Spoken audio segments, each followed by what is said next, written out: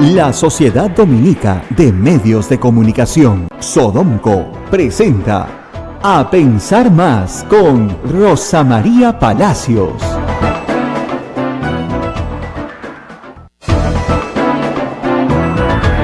Buenos días, señoras y señores, bienvenidos a Pensar Más con Rosa María Palacios a través de la Sociedad Dominica de Medios de Comunicación.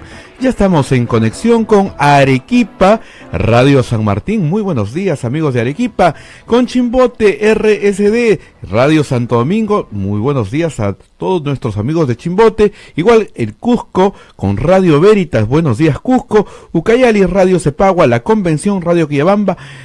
Todo Puerto Maldonado con Radio Madre de Dios y Lima con Radio Santa Rosa. Además, un saludo para nuestros amigos de Ayacucho a través de La Voz de Ayacucho y Huánuco a través de Radio Huánuco FM y AM Tagua, que nos pone en todo el Perú y el mundo. Rosa María, muy buenos días. Muy buenos días, amigos, y bienvenidos nuevamente aquí a nuestro programa A Pensar Más.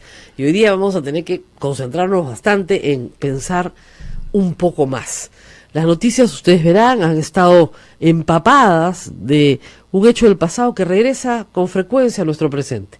El terrorismo que nuestro país vivió y que realmente se cebó con los más pobres, con los más frágiles, con los más vulnerables y por supuesto también con las Fuerzas Armadas y las Fuerzas Policiales, que sufrieron mucho de este ataque fanático e insano por imponer una revolución que solo estaba en la cabeza de Ismael Guzmán y sus secuaces. Los terroristas en su gran mayoría o están muertos o purgaron condena o están purgando condena. No hay en este momento, salvo el caso del Movadef y de sus satélites, movimientos que puedan representar un peligro para la sociedad real, ¿no es cierto?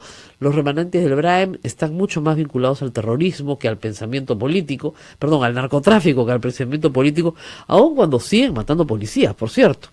No de la intensidad en la forma en lo que hicieron en los 80s y los 90s, pero es un asunto de cuidado. Sin embargo, ya no tienen el fundamento ideológico, ¿no es cierto?, ni las consignas que llevaron a miles de jóvenes peruanos a abandonar sus hogares y a enrolarse en las filas de un grupo completamente fanatizado. Sin embargo, la noticia de ayer ha sido que Osman Morote, sobre todo, y Margot Liendo han sido excarcelados y seguirán siendo procesados, pero con arresto domiciliario. Y ustedes se preguntarán, ¿pero por qué? ¿Por qué esta gente miserable que ha sido culpable de la muerte de miles de peruanos, de la destrucción de la propiedad pública y privada, del atraso del país, de la destrucción de pueblos enteros en los Andes?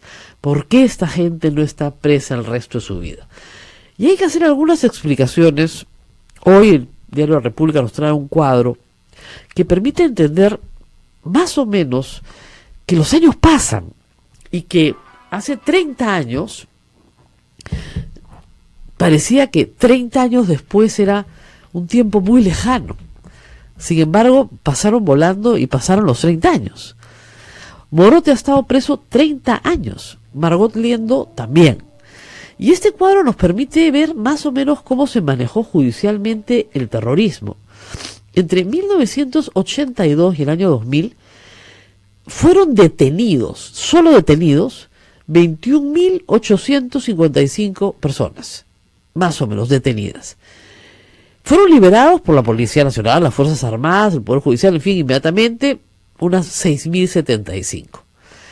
Porque se les detenía hasta 15 días para investigarlos, si no tenían nada que ver, los soltaban. Lamentablemente en ese proceso, como ustedes saben, se cometieron muchos delitos también por parte del Estado. Denunciados por terrorismo, los que ya llegaron a tener una denuncia, más de 15.750. ¿Ok? De esos denunciados, el 65% fue absuelto por el Poder Judicial, por falta de pruebas, por no estar en el lugar de los hechos, por muchísimas razones que llevaron, sí, a un grupo de peruanos a sufrir carcelería por las puras. Eso también hay que decirlo. Entonces, de 15.000, 65%, ¿no es cierto?, fue absuelto, pero el otro 35% fue condenado. Algunos eran inocentes. Alberto Fujimori indultó a 535 terroristas condenados como terroristas, a los que una comisión revisó sus casos, la comisión del padre Lancier, y estableció que estas personas eran inocentes. Estaban en ese proceso, cae el gobierno de Fujimori, y en el gobierno de Paniagua también se declaran inocentes, se indultan a 227, a un número muchísimo menor que el que ha indultado Fujimori. Ese es otro de los mitos fantásticos del fujimorismo, ¿no? Paniagua indultó terroristas, no. Fujimori indultó el doble, con la misma comisión y los mismos expedientes, ¿eh? Y el remanente de 131 personas fue indultado en los 2 primeros años del gobierno de Alejandro Toledo. Presos para el año 2000, es decir, cuando se va Fujimori, teníamos en cárcel, hay que ver acá, 2.795 personas. En ese momento ocupaban casi 4 penales. Eran presos de alta peligrosidad. 2.795 personas hace 18 años. Y eran entre los presos, digamos, uno de los grupos más importantes. Para el año 2010, 10 años después, teníamos un número significativamente inferior. 556 reos. ¿Qué había pasado? Habían cumplido sus condenas. Eso es lo que había pasado. Muchos fueron capturados en los años 80, muy jóvenes además, muy jóvenes. Y lograron salir de la cárcel a los 40, 50 años, habiendo cumplido condenas. Y finalmente, hoy, a enero del 2018, tenemos 323 presos por terrorismo. Eso es lo que queda. Entre ellos están, por supuesto, la cúpula, los que fueron capturados casi al final o después, ¿no es cierto?, de la caída de Abimael Guzmán en el año 1992. Pero si ya pasaron 25 años de la caída de Abimael Guzmán y la mayor parte de los terroristas se capturaron durante y antes de la caída de Abimael Guzmán, tenemos que la mayoría ya cumplieron sus penas. La pena máxima en el Perú es 30 años. Y para la perpetua es revisable a los 30 años. Hay casos de perpetua, por supuesto. Pero lo que se estableció luego de que se rehiciera toda la legislación penal para que los casos no se... Es curioso, ¿no? Hay gente que le echa la culpa al gobierno de Toledo de que las penas hayan sido modificadas. Si no se hubiera hecho esa modificación, estos terrucos estarían libres ahorita. Porque hubieran ganado todos sus casos en todas las cortes penales del mundo, internacionales. Porque sus juicios habían sido juicios con serios problemas de debido proceso. En esos juicios la sentencia fue cadena perpetua. Para todos igual. Pero para todos igual. O sea, 300 personas con cadena perpetua. Entonces, uno de los principios básicos en el derecho penal es, si tú estás ante una organización criminal, ¿no es cierto?, hay grados de participación. Entonces, no es lo mismo ser un colaborador, ¿no es cierto?, que ser miembro del comité central o ser el líder de la organización. Entonces, en este caso, al líder de la organización, a los líderes de la organización, como eran en este caso Eleni Perraguirre y Abimael Guzmán, se les puso perpetua. Pero de ahí para abajo comenzaron 30 años, 25 años, 20 años, más o menos esas fueron las penas. Si no se hubiera hecho eso, reitero, estas personas podían haber apelado sus causas a la Corte Interamericana y haberlas ganadas. No porque la Corte Interamericana sea pro terrorismo, sino porque nadie puede estar preso por un tribunal sin rostro, ¿no es cierto?, militar, y con penas que no estaban previstas en el tiempo de la ejecución del delito, que es lo básico, pero lo básico. Entonces, se ordenó, ¿no es cierto?, lo mejor posible para mantener a la cúpula en la cárcel el mayor tiempo posible, pero todos sabíamos que no iba a ser para siempre, porque no hay plazo que no se cumpla. Muchos han muerto también. Parte de la cúpula ha muerto, ya sea en sus respectivos combates, o han muerto en cárcel, o han muerto saliendo de la cárcel, pero no todos.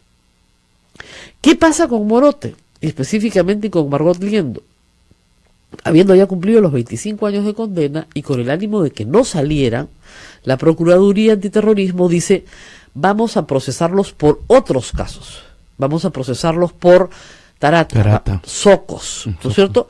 Distintas matanzas ya individualizadas, ¿ok? Entonces, eso permite que se queden más tiempo en cárcel. Morote tenía 25 años, ha cumplido 30, se ha quedado 5 en preventiva. Más de 5 años en preventiva no te puedes quedar. ¿Cuál ha sido el error acá? El error es de la Fiscalía, de no haber tramitado las acusaciones fiscales ya y no tener las sentencias. Han tenido 5 años para hacer ese trabajo. Entonces, si hay alguien a quien culpar, esa es la Fiscalía, de no haber hecho, digamos, este juicio de Tarata. Y el juicio de Tarata está especial, el de Socos me parece que no, pero mucho más acelerado para obtener condena. Se supone que van a estar en arresto domiciliario y apenas salgan las condenas, regresarán a la cárcel, porque tienen que cumplir esa condena. Pero tú no puedes tener en prisión preventiva a una persona más de 5 años. Ya 5 años es un escándalo. Porque la norma general es 9 meses para un delito simple. Para un delito complejo, 18, que es lo que le han dado hoy a Tumala y la Diego Heredia. Puedes doblarla, ¿no es cierto? Cuando la criminalidad es muy grande, etcétera, 36. Y de ahí te puedes ir un poquito más, hasta 48 meses. Hasta 5 años tal vez. Pero más no puedes, porque ya estás fuera de todo plazo razonable. Y eso es lo que hay que explicar a la gente. Este es un problema en el cual la Fiscalía y el Poder Judicial, el sistema, si quieren, no ha obtenido sentencias claras antes de que se cumpla el plazo de la prisión preventiva solicitada. Típico. Entonces, como son personas de, ¿cómo se llama?, peligro, se les ha dado arresto domiciliario. Ahora, la policía ya ha dicho que las casas designadas no cumplen, la caución no se ha pagado, o sea, porque tienen que pagar una caución antes de salir. Entonces, eso puede retrasar, por supuesto, su excarcelación. Pero si la caución se paga y los inmuebles son los adecuados, finalmente estarán bajo arresto domiciliario, con un policía paró la puerta. Pero es gente que ayer evidentemente celebraba un triunfo judicial y da mucha cólera, eso hay que compartirlo. Pero, por otro lado, hay que tener una cosa clara. Sendero Luminoso hoy no es una amenaza para los peruanos. Quienes quieren resucitar ese monstruo, lo quieren resucitar porque saben que no hay nada que una más a las personas que el miedo. El miedo une multitudes y las hace hacer tonterías.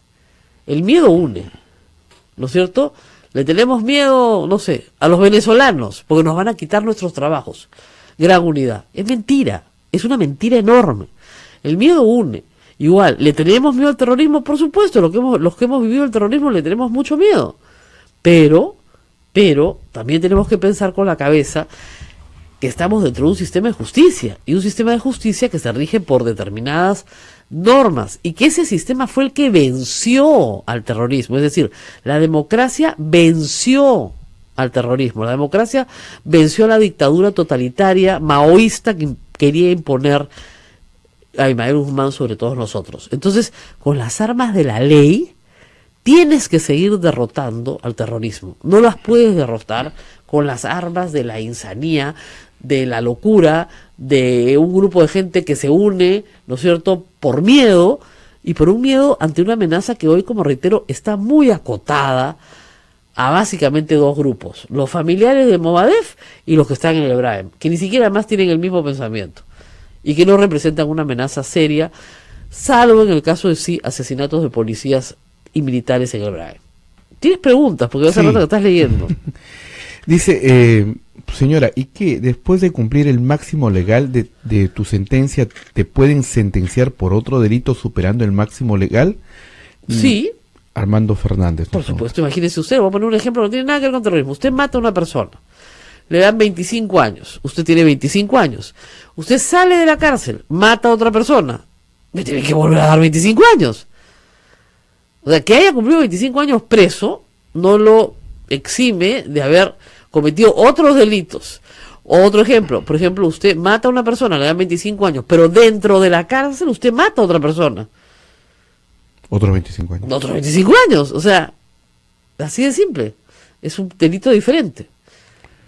Gorky nos dice, ¿qué debe hacer una sociedad cuando sus poderes del Estado empiezan a zurrarse sistemáticamente en sus propias leyes democráticas? Bueno, no es que se zurren, es que no cumplen con sus plazos. Ese es el tema, no cumplen con sus plazos.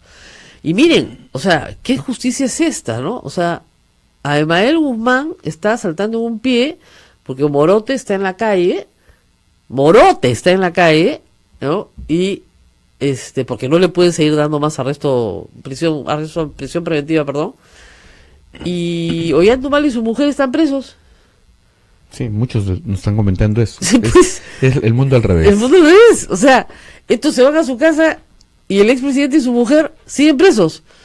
Porque el señor Blume dice que los votos no se leen y la libertad de las personas le interesa un pepino.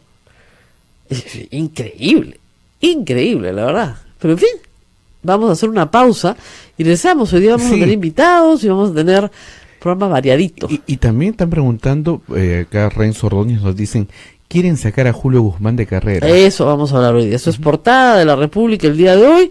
Este es un proyecto antiguo, ¿ah? No es nuevo, pero creo que lo quieren revivir. Y de eso yo escribí el domingo. La idea de Keiko Fujimori es desaparecer a sus rivales o dejarlos pues más muertos que vivos para el 2021. Llegar a hacer que lleguen muy debilitados. ¿Ya? Tremendo error, ¿eh? Como tantos otros. Pausa. Vamos a la pausa y volvemos. Y retornamos.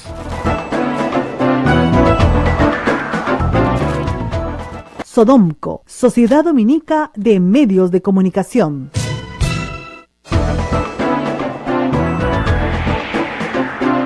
De la mañana con 19 minutos. Continuamos en A Pensar Más con Rosa María Palacios a través de la Sociedad Dominica de Medios de Comunicación. Preocupante la ley Mulder. ¿No? Otra vez, no. Lo que sucede, esto no es nuevo, es viejo, tiene una buena intención, ¿no es cierto? Como todo, el infierno está empedrado de buenas intenciones. Muy bien. ¿Cuál es la buena intención?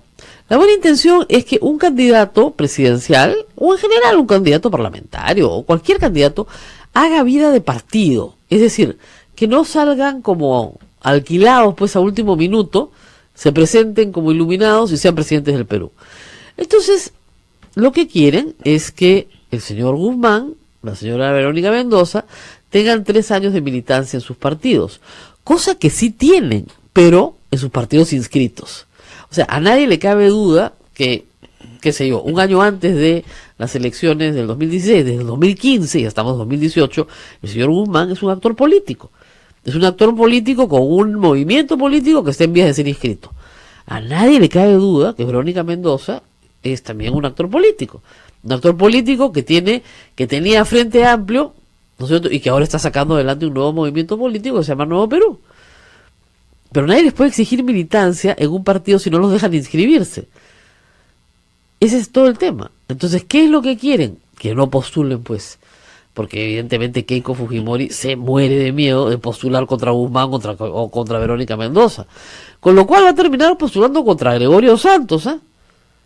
Y de repente Gregorio Santos le gana. Así que yo no me pondría, digamos, tan disticoso con estos candidatos si fuera el Congreso. De verdad. O sea, si se van a poner necios y van a tratar de expulsar a todos aquellos que sean competencia para Keiko Fujimori, van a votar por cualquiera menos por Keiko Fujimori, la gente en protesta por lo que es una elección amañada, pues. Déjense de cosas. Este tipo de cosas se hacen en dictadura, ¿no es cierto? Este tipo de cosas se hacen en gobiernos dictatoriales, en gobiernos autoritarios, donde eliminas a la competencia para reelegirte. No se hacen en una democracia competitiva. Estamos viendo ahorita cómo se está eligiendo, ¿no?, al nuevo secretario general del partido en Cuba y a la vez presidente de Cuba, jefe de Estado de Cuba. Claro, toda la Asamblea Nacional de Cuba vota exactamente igual. Porque a nadie se le ocurre que vote de manera distinta hace 50 años que hace lo mismo. Ya, eso es una dictadura. Hay una asamblea. Sí, votan y todo. No votan de manera distinta. Porque si votan de manera distinta, bueno, atente a las consecuencias, ¿no es cierto? Entonces, copiar prácticas de dictaduras, porque fíjense, a mí me hace una gracia, todos estos que promueven este tipo de leyes son los que hablan pestes de Maduro y de Venezuela. Los que reúnen a la gente acá, los venezolanos, ¿no?, en el Congreso, los reciben, sí, pobrecitos, no tienen democracia, casi hay, no te preocupes, te vamos a ayudar. Así, pero acá no permitimos que hayan elecciones competitivas. Y elecciones competitivas es uno de los requisitos fundamentales de una democracia. Yo admito que me parece importante que las personas que postulan no sean una especie de paracaidistas que llegan, ¿no?, 2 días antes de la inscripción y son candidatos a la presidencia. En eso estamos de acuerdo. Pero esto es una maniobra malosa, como se dice, ¿no?, a la mala, para evitar ciertas candidaturas, ¿no es cierto?, bajo la excusa de que no tienen militancia, cuando todos sabemos que son parte de un aparato activo. ¿Quiénes están promoviendo esto? Alianza para el Progreso y el APRA ya han presentado proyectos de ley para que los candidatos a las elecciones del 2021 tengan una militancia mínima de 3 años en sus partidos. Y, ¿no es cierto?, el Congreso es dominado por el fujimorismo y por el APRA, ¿no es cierto?, si ellos convierten esto en ley, Guzmán y Verónica Mendoza no pueden postular en los comicios del 2021 porque sus inscripciones recién las están logrando y las van a lograr en muy poco tiempo, pero todavía les falta. Como le permitieron a Keiko Fujimori en el 2008 recoger sus firmas y postular en el 2011. ¿Por qué le permitieron a Keiko Fujimori postular en el 2011 con su partido propio? Porque ya tenía pues una militancia muy antigua, ¿no es cierto? Venía desde el 2006 o antes militando en el fujimorismo. Entonces, a igual razón, igual derecho, ¿no es cierto? Si ella quiere competir, que compite en igualdad de condiciones. Ya a Guzmán lo sacaron de carrera por una tontería, y hay que decirlo con claridad. A Acuña y a Guzmán lo sacó el Jurado Nacional de Elecciones de manera irregular.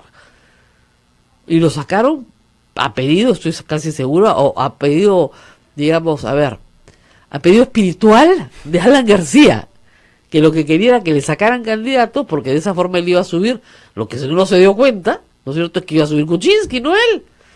Subió Verónica Mendoza, subió Kuczynski, subió, ¿no es cierto?, ya tarde tal vez, Barnechea, pero él no subió a ninguna parte. Con la justa los apristas salvaron la inscripción y el PPC no logró un solo candidato en el Congreso de la República. Entonces, que no jueguen sucio, porque cuando se juega de sucio, ¿no es cierto?, se juega mal. Acá me dicen, es que esta ley no sería retroactiva porque hacerlo ahorita afectaría las próximas elecciones. Ay, Juanchi, ¿qué cosa es que lo que crees que quieren hacer? Es o sea, directo. entre tú y yo, evidentemente debería aplicarse a partir del 2021. Perfecto. Ya, pues, pero no, eso no es lo que están buscando, ¿no es cierto? O sea, no. Lo que están tratando es que no participen. Los que tienen que decidir si un candidato va a ser presidente o no son los electores, no los congresistas que quieren reelegirse ellos y que van a ser muy castigados, porque este Congreso, créanme, que va a ser muy castigado por el pueblo, como lo han sido los anteriores, como lo han sido realmente los anteriores. Muy bien, ahora tenemos un invitado Así es. que ya anunció en Twitter que está aquí con nosotros, así que lo voy a retuitear. Es también un ex candidato a la presidencia de la República, aunque usted no lo crea. ¿Qué tal? Muy buenos días. Se trata de Miguel Hilario. Miguel Hilario está aquí en Radio Santa Rosa y vamos a hablar sobre la coyuntura actual y, por supuesto, para quienes no lo conozcan o lo hayan olvidado, vamos a hacer un pequeño recordaris. Miguel Miguel Hilario nació en la Amazonía peruana, fue una persona que creció básicamente, digamos, su infancia y su vida primaria y secundaria aparte la hizo en el Perú. Luego, a través de muchas becas del Instituto Lingüístico de Verano, pudo profesionalizarse en el exterior, lograr una carrera muy importante, incluso estuvo en Harvard, me parece también. Stanford, estuvo en Stanford, y logró tener todos los títulos de una carrera, que era un sueño, obviamente, un sueño. Imagínense, para un niño que nos escucha ahorita en Cepagua, para un niño que nos escucha ahorita en Quillabamba, un sueño muy remoto. Y sin embargo, a través de las misiones, a través del trabajo con los misioneros, logró este gran sueño y quiso volver muchos años después al Perú para ser presidente de la República. No tuvo éxito, participó en los debates presidenciales, no tuvo éxito, pero está de nuevo por aquí. Muchas gracias por estar con nosotros.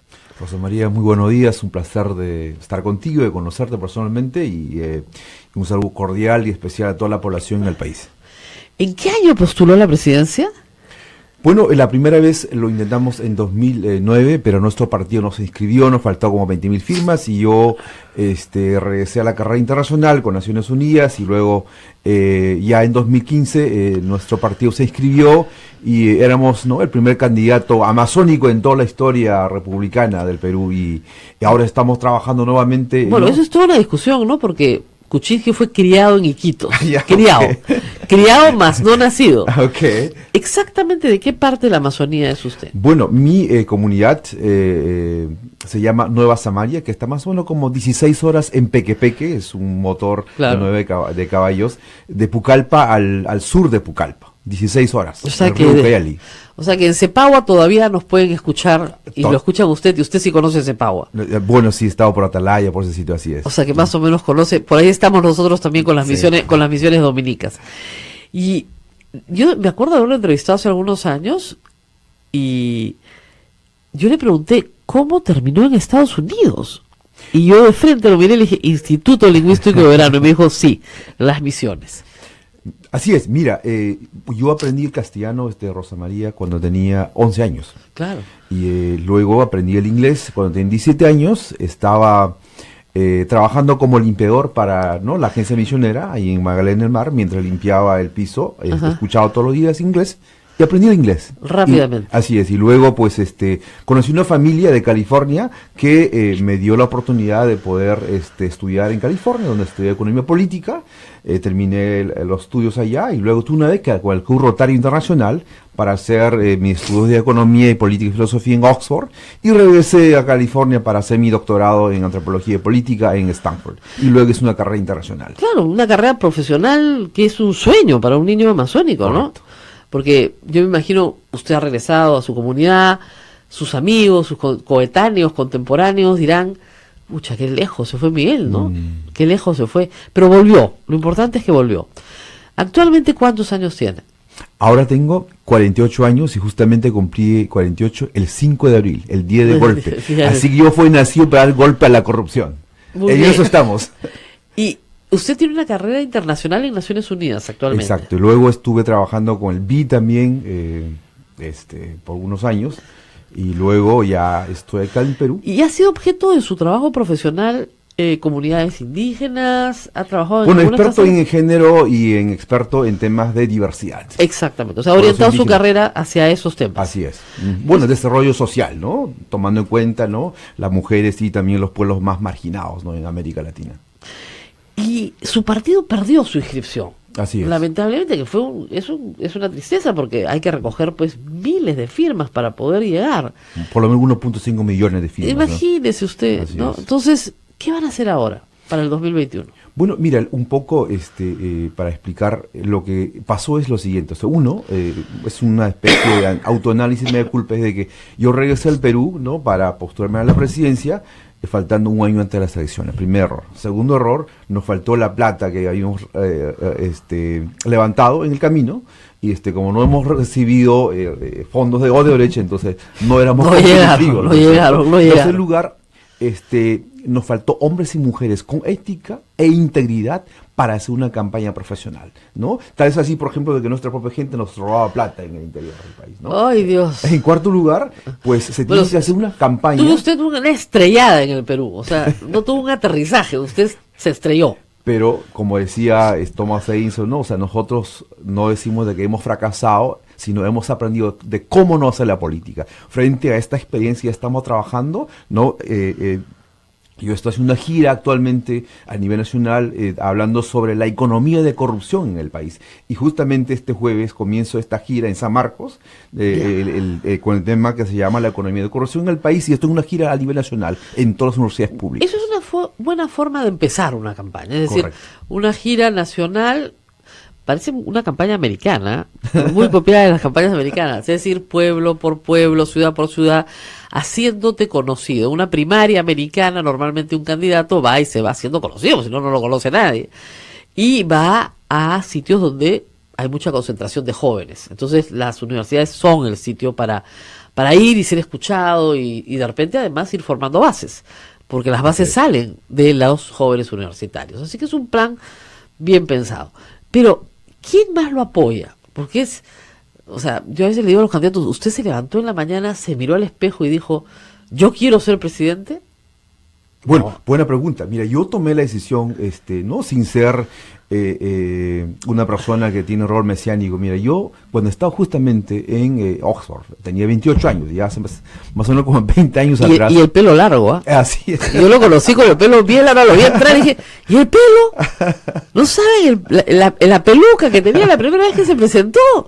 Bueno, ese tiempo, pues, cuando era estudiante, ¿no? En Estados Unidos, Europa, pues era músico, era hippie, era el primer hippie amazónico. Ahora ya tenemos otro look, ¿no me entiendes, no? Ajá. Bueno, entonces regresando, es que yo tomé la decisión de servir a mi país, ¿no? Como presidente hace 20 años atrás. Entonces dije, tengo que estudiar más, tengo que prepararme más y tengo que hacer una carrera internacional en desarrollo internacional y desarrollo económico para tener la expertise y tener una propuesta concreta que conlleve al país a una visión de crecimiento económico con justicia y equidad para todos.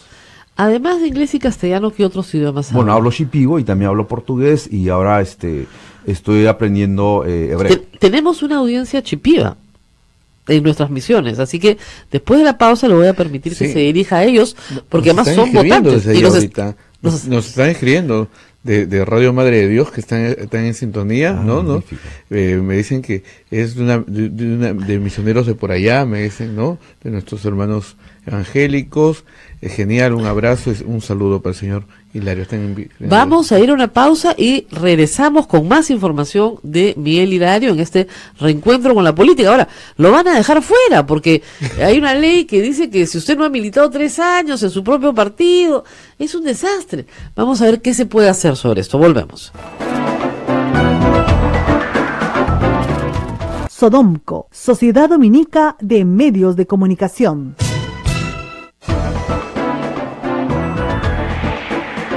De la mañana con 37 minutos Tomás, estamos nos gusta la cochinada. en todo Arequipa con Radio San Martín. En Chimbote nos escuchan a través de RSD Radio Santo Domingo.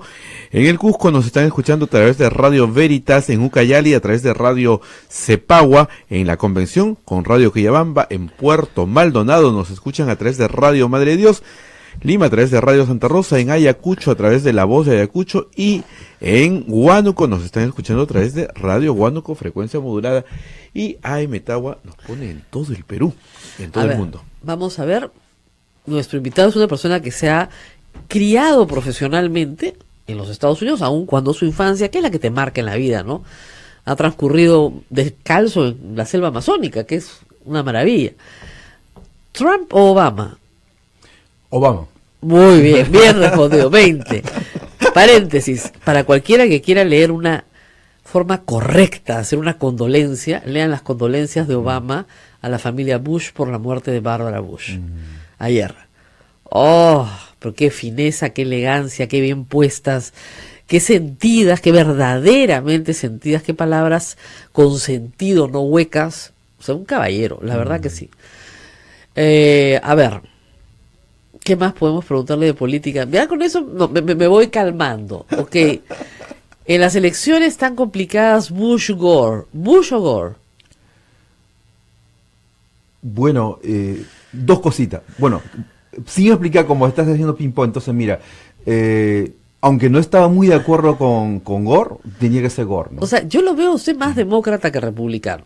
Un poquito más demócrata. Bueno, me considero, o sea, en términos de filosofía política de Estados Unidos me considero fiscalmente conservador Ok. y socialmente progresista, ¿no? Como muchos norteamericanos que lógicamente quieren una los republicanos son mucho más responsables con el gasto público, o por lo menos esa es la, digamos, la imagen por que proyectan, y los demócratas son más responsables en el gasto social, en la preocupación social. Leyes anti-inmigración. Me imagino que estará preocupadísimo con estas normas que Trump quiere poner, digamos, con los estándares de Trump no pasamos, ¿no? Así es. Está preocupado. Bueno, no tanto porque yo creo de que hay dos cosas, que una es de que la población norteamericana, y eso es lo que yo pienso muchísimo, de que el rol de la ciudadanía, lo que yo llamo el quinto poder, es muy importante allá. Entonces, una sociedad bien organizada a nivel local, regional, estatal, federal, no va a permitir a que esto suceda. Bueno, es que tienen Entonces, una organización federal que nosotros no tenemos. Pues. Correcto. Pero lo que pasa es, por ejemplo, de que la forma como se elige a las autoridades es cada 4 años, a cada 2 años. Entonces, eso permite un control de la ciudadanía, ¿no? A las premio elegidas. Por ejemplo, mira, posiblemente en estas elecciones de noviembre, los republicanos pierdan, Lo ¿no? más probable. ¿no? La Cámara Baja y también el Senado. Entonces, hay un control, sistema de chequeos y control permanente. Entonces, porque la ciudadanía está informada, 2, la ciudadanía está comprometido de que un partido no tenga el poder absoluto, ¿no? Y además, porque tienen un sistema judicial donde un juez puede parar a un presidente, Exacto. cosa que acá no hay. Un juez paró al presidente Trump. En el tema de quién entraba y quién no entraba a Estados Unidos, un juez estatal paró al presidente de los Estados Unidos. ¿Tiene ese poder para hacerlo? Sí, ese es el poder de la judicatura, de una judicatura respetada, ¿no? Respetada y respetable. No aquí que, ¿no es cierto? Como siempre digo, en el mismo cajón donde tienen el crucifijo tienes que meter la plata para la coima del juez. Es así. Así es. Y hablando de crucifijos, ¿usted es católico, es evangélico, no tiene confesión Bueno, religiosa?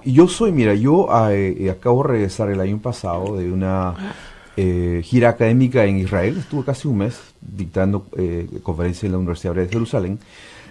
La conclusión es lo siguiente, mira, yo decidí seguir a Jesucristo como mi salvador personal cuando tenía la edad de 11 años. Estudié un seminario evangélico y luego, cuando estaba en Stanford, asistía a una sinagoga judío rabínico, ¿no? Entonces, le explico.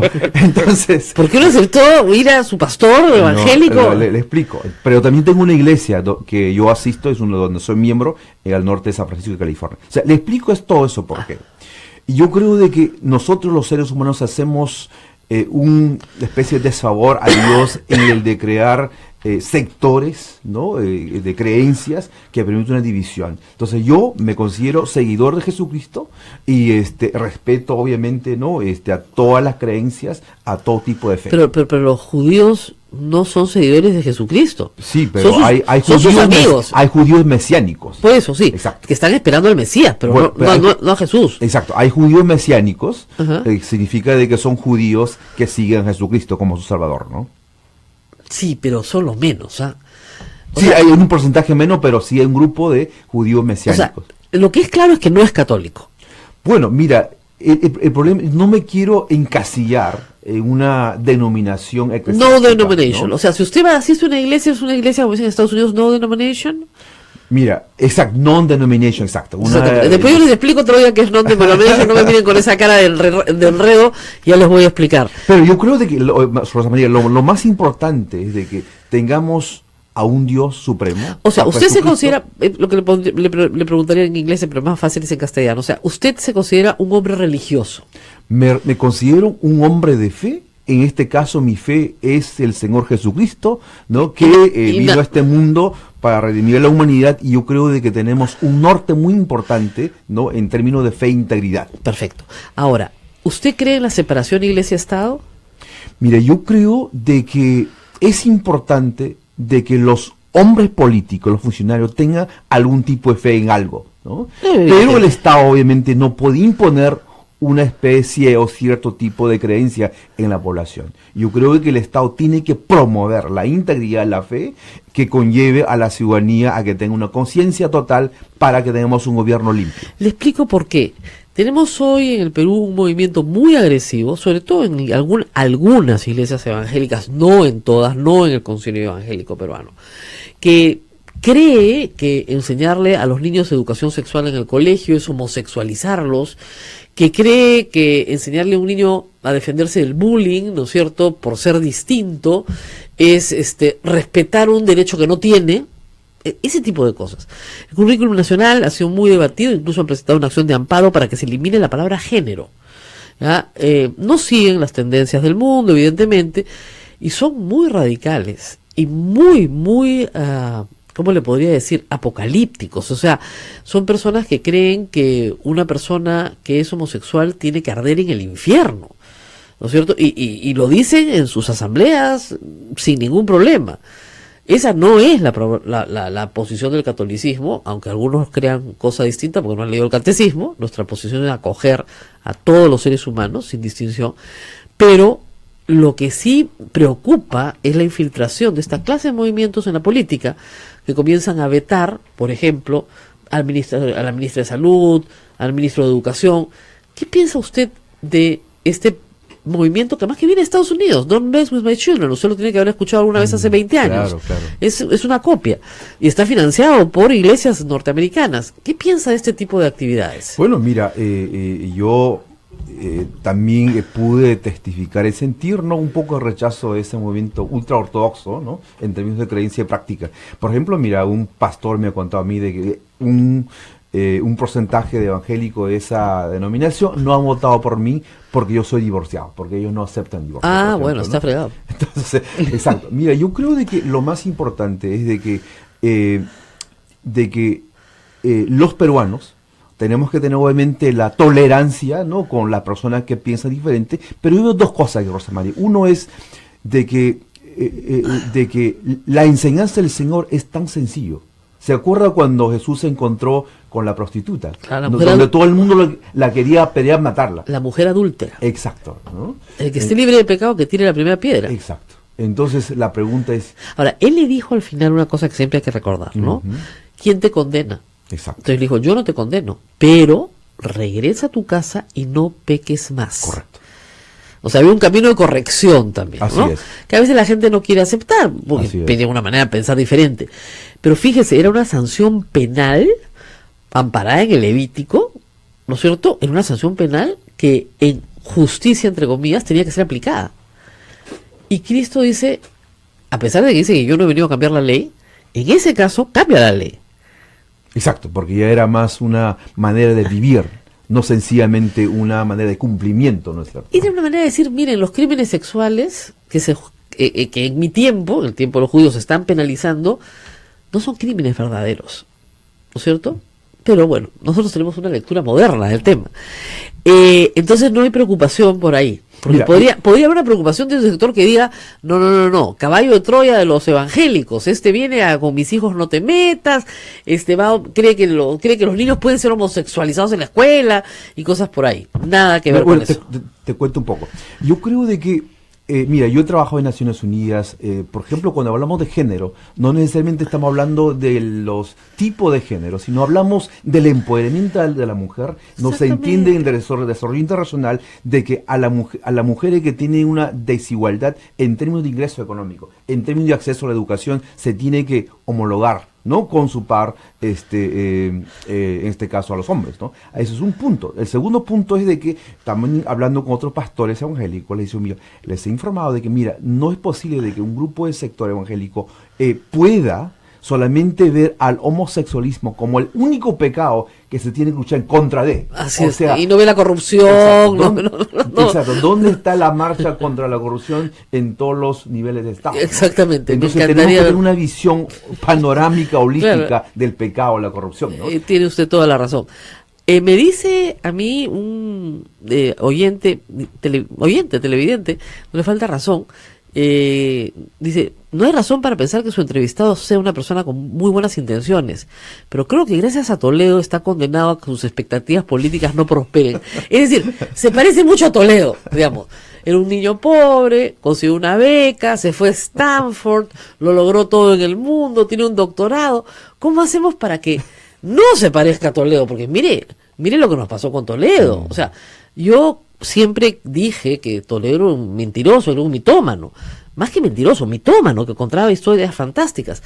Y resultó que, bueno, tenía las manos embarradas en dinero de Odebrecht. O sea, ¿cómo hacemos para que su biografía no se parezca tanto a la de Toledo? Bueno, antes de entrar a ese punto, mira, lo que yo quisiera mencionar, y ya lo dije, ¿no?, en el año pasado y también durante las elecciones, de que yo creo en el matrimonio que es entre hombre y una mujer, ¿no? Entonces, o sea, obviamente, y no soy nadie para criticar a la gente que piensa todo lo contrario. O que ¿no? vive de otra manera. Correcto. No va a perseguir a la gente que vive de otra manera. Exacto. Lo que yo dije, por ejemplo, es de que mi presidente, bueno, mi rol como presidente, si es que el pueblo me elige, es justamente no dar la igualdad de educación a las personas en el Perú, sin importar la etnicidad, sin importar el género, ¿no? Ok. O sea, ese es... Y usted se usa la palabra género sin que le dé miedo ni palpitaciones. Sí, porque para mí... viene de Naciones Unidas. Exacto, además. para mí el cuestión de género es, ¿no? Básicamente el oponente a las mujeres, ¿no? En educación, en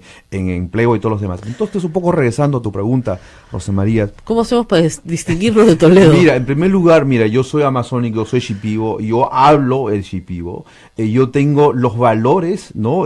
Cristianos que me conllevan tener el temor de Dios. Por ejemplo, muchas veces la pregunta es, ¿por qué el hombre no roba? ¿No? Uno puede ser porque no quiere ir a la cárcel, otro quizá más importante y más grande es de que tiene temor de Dios, ¿no? Las leyes peruanas, leyes terrenales te pueden juzgar y como tienes plata te vas a la cárcel por 1 año, 2 años y no pasa nada. Pero una persona que tiene el temor de Dios, yo creo que es un marcador más importante que sencillamente el cumplimiento de la ley, ¿no? Entonces yo quisiera pedir a la población que me dé la oportunidad, dame el chance de probar de que los amazónicos somos diferentes, de que yo no soy el segundo Toledo, yo soy Miguel Hilario y marcando un nuevo camino para luchar contra la corrupción en el país. ¿Qué piensa de la carta del Papa a todos los católicos, Laudate Est, la casa común, que habla especialmente de la Amazonía y además fue a Madre de Dios? Abel y yo tuvimos la suerte de estar con él, escuchar su mensaje, su preocupación, su reunión con líderes amazónicos, donde básicamente fue a escucharlos y pedirle a los obispos de la Amazonía que hicieran un sínodo panamazónico, porque no es solamente un problema del Perú, sino de Brasil, Colombia, Ecuador, Bolivia, y comenzar a discutir asuntos que eran importantes para la vida de estas personas. No sé si ha tenido oportunidad de leer la encíclica. Bueno, no he leído en su totalidad, pero sí he analizado. Hay 2 puntos ahí. Uno es de que en el mundo religioso hay 2 tendencias, ¿no? En Estados Unidos y en Europa. Uno es, por ejemplo, de que si eres creyente, no tienes que creer en el cambio climático, ¿no? Una creencia ortodoxa en Estados Unidos, ¿no? Sí, hay unos evangélicos que dicen que no hay cambio climático. Exacto, no existe solamente un invento de los ultraliberales, exacto, exactamente, ¿no? de los caviares. Exacto. Es un invento caviar, de verdad.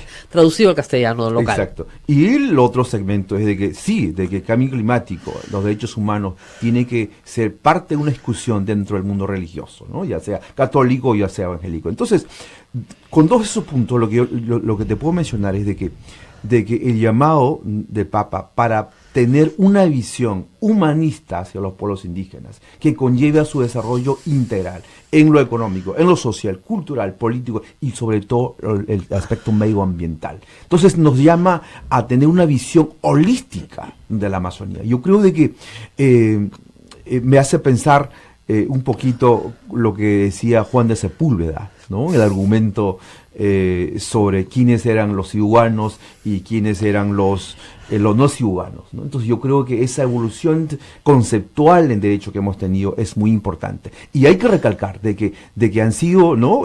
Los católicos quienes han comenzado a argumentar de que los pueblos indígenas, en este caso que eran los salvajes, ¿no? Eran realmente creación de Dios y sujeto a derecho. Entonces hemos hecho una evolución y por lo tanto es importante de que a nivel local, regional y nacional se puede entender y practicar ese llamado. Una pausa, pero le hago una preguntita cortísima. Usted, desde su experiencia, la escuela primaria para un niño chipibo, ¿debe ser en castellano o debe ser en chipibo? ¿Qué piensa usted? Bueno, yo como presidente del Perú, ¿qué diría? No, la escuela primaria para los niños chipibos, ¿en qué idioma va a ser? Mira, toda la evidencia científica muestra de que una persona aprende mejor en su propio idioma. Entonces tiene que ser chipibo. Chipibo. Así es. Vamos a la pausa y regresamos para hablar unas palabras en chipibo. No se preocupen, volvemos. Sodomco, Sociedad Dominica de Medios de Comunicación. 8 de la mañana con 56 minutos, 8 con 56. Es una buena estrategia. Estamos en todo el Perú a través de la red Sodomco, Sociedad Dominica de Medios de Comunicación, y estamos tenemos como invitado al doctor Miguel Hilario, quien mañana va a dar charlas de economía de la corrupción en el Perú. Tanto la charla será en la Universidad Nacional de San Marcos como en la Villarreal. Pero en San Marcos, mañana. En el campus, ¿en cuál? A ver, que nos digan acá. En la Avenida Universitaria. Salón de grados de la Facultad de Ciencias Económicas. Ok, de la Avenida Universitaria. Sí. Ok, no en la Casona, no se confundan, es en la Avenida A las Universitaria. 11 de la mañana. A las 11 de la mañana. Lástima que no puedo ir porque tengo clase yo también, pero yo no soy doctor. Este sí es doctor, ¿ah? Por si acaso. Este sí es doctor de verdad. A veces nos dicen, no, este sí es doctor. Muy bien. Yo me decía en la pausa que usted ya está instalado en el Perú, pero viviendo en Pucallpa. Así es. Su base es Pucallpa. Mi base es Pucallpa y ahorita está enseñando en la Universidad de Pucallpa, en la Universidad Intercultural de la Amazonía. de la Amazonía, que es una universidad del Estado. Así es. Y debe ser muy duro, ¿no es cierto?, venir de Oxford, bueno, de Stanford, ¿no?, y ir a la Universidad Intercultural de la Amazonía. O sea, los Así retos deben ser gigantescos. Lo hice a propósito. Lógico, ¿no? lógico. Entonces, bueno, ahí estamos haciendo dos cosas. Una es, estamos levantando la calidad de educación a nivel universitario y estamos haciendo convenios con la Universidad de Suecia, con la Universidad de Berlín, con la Universidad de Israel, con la Universidad inclusive de Stanford, ¿no? Entonces, la visión es de que nuestros estudiantes tengan el acceso y la oportunidad de tener la educación de calidad, todo con la gente de PhD, y sobre todo, nuestra visión es tener impacto en las políticas públicas, en la educación, en el sector minero. ¿Cuántos alumnos tienen ahí? Hoy tenemos más o menos como 1.200 alumnos. Bueno, se puede hacer algo. Así es. Infraestructura, poca. Estamos en proceso, ¿no? Justamente estoy aquí en Lima para hacer, ¿no?, el cabildeo, ¿no?, el Ministerio de Educación, juntamente con el doctor Palomino, quien es el rector de esa universidad. Bueno, y el rector lo apoya, y usted es una especie de, yo soy embajador. Yo soy profesor principal extraordinario Ya. y apoyando en las relaciones internacionales. En las relaciones internacionales de la universidad.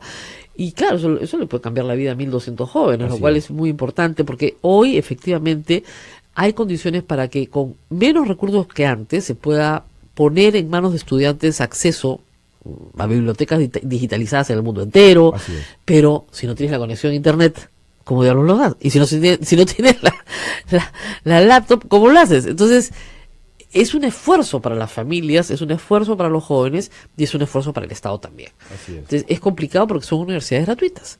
Pero en eso va a estar y en su campaña por todo el Perú. Así es, estamos en Usted tiene 2 hijas adultas ya, ¿no? Ya, bueno, la mayor tiene 24 años, Vanessa, y Olivia tiene 15 años.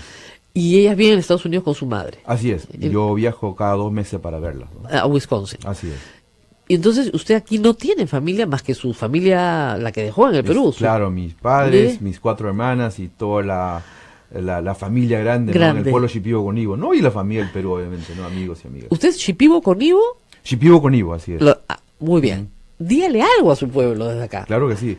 Bueno, requimpari Rosa María Icha Irak, mi anuno kuna kupi, na tu entrevista, hascarbi que tu kunkayo, madre de Diosa, ukaelin, iquitos de hatibien, que na tu cantagayo, en una mato Icha, na tu hakun, huibumay, mato Diosa, akibano, na tu no firma, colecta ni ite, na tu vakishi, usted discurso múnica y San Marcos sobre la economía de corrupción, fuicao no uini, no akingao, no hakatas, no aniti kupina tu Perú.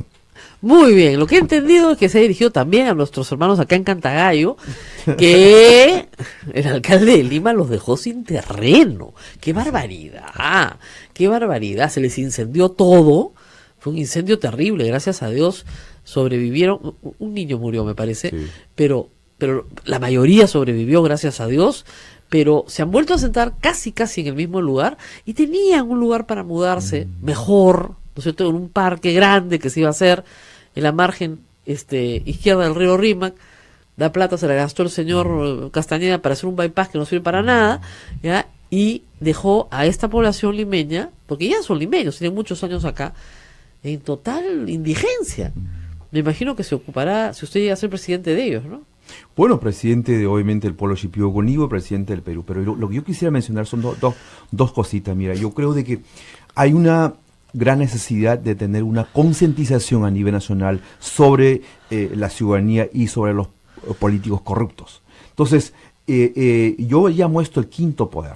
Significa de que el ciudadano, el común corriente, tiene el poder en sus manos, uno, de elegir a las autoridades correctas, dos, el de fiscalizar. Entonces hemos creado una especie de organización que va a conllevar, comenzando con la juventud, que ellos pueden aprender a ser activista político, que conlleva tener las herramientas como fiscalizar a sus profesores, a los administradores, y eso va a conllevar, Rosa María, a que tengamos ciudadanos informados, a los ciudadanos comprometidos con la justicia para el bienestar del país, ¿no? Por eso nosotros estamos en proceso de comenzar la Escuela de Políticas Públicas en un mes. Esa es una nueva actividad que estoy haciendo para contribuir en el que ¿En Lima, en Pucallpa? En Lima y en Pucallpa.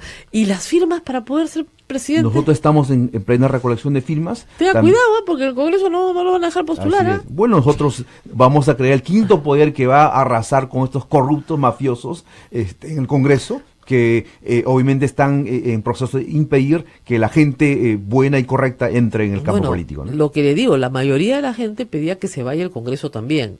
Así es. No se fue, y muchos me han escrito, pero de buena fe, diciéndome, no hay ningún mecanismo para... No hay. No hay revocatoria. Claro, a pesar de que tiene 14% de aprobación, o sea... No hay revocatoria de congresistas, no hay revocatoria por mitad, no hay elecciones a mitad de término. Eso es lo que se tiene que implementar, un poco para fiscalizar, ¿no? O sea, se tiene como premio y castigo, ¿no? Así es. Sería un gran premio y castigo, pero es complicado de implementar. Fernando Tuesta le puede explicar por qué es complicadísimo, pero es complicado. Pero es un sistema que funciona en los Estados Unidos. A mitad del mandato, a los 4 años, hay elecciones de medio término, ¿no es cierto? Entonces, no se elige a todo el Congreso, se elige a parte del Congreso, ¿ok? De la Cámara de Representantes, sobre todo, es donde más cambios hay. Pero en Estados Unidos, los constituents, o sea, el pueblo, premia mucho a su buen congresista y lo mantiene décadas en el poder, lo premia. Acá en el Perú el castigo es feroz. De 130 congresistas, solo 17 han sido reelegidos. A lo que voy es que acá sí hay castigo. Pero claro, pues el castigo es cada 5 años. Entonces la gente llega un momento que se desespera. Bueno, ha sido un gusto tenerlo. Le deseo mucha suerte. Extraño su pelo largo. Era de verdad, acá miran a los chicos. No sé lo que era un hippie cuando lo conocí la primera vez. ¿Ya? Pero este es más presidencial. Este look es más presidencial. Muchas gracias, Rosa María. Bueno, quisiera dar un mensaje, ¿no?, de saludos espirituales y también de fe y esperanza. Mira, nuestro país está en un estado de putrefacción, pero los hombres y mujeres de fe, con convicción y temor de Dios, son los llamados para transformar, cambiar el Perú. Y también quisiera hacer un llamado de que la gente correcta no tiene que estar sentado en sus casas esperando que los ladrones políticos entren a robar, sino ellos tienen que tener el compromiso y la decisión de participar en la política para cambiar y transformar nuestro país. El partido se llama el Partido Pluralista del Perú. Correcto. Muy bien, acá está, el Partido Pluralista del Perú. Ustedes lo escucharon primero aquí en Radio Santa Rosa, de verdad, donde los últimos serán los primeros. Amén. Amén. No se olviden de eso. Es una pequeña radio pastoral que nos escucha en todas las misiones del Perú. No se olviden, lo dije yo, los últimos serán los primeros. Acabo de profetizar. Nos vamos a despedir por hoy, pero regresamos, por supuesto, mañana. Muchísimas gracias a todos los comentarios en Facebook Live. Ya no he podido leer todos, pero muchísimas gracias, muchos saludos y mucha gente que está saludando al señor Hilario. Que tengan ustedes muy buenos días, feliz miércoles.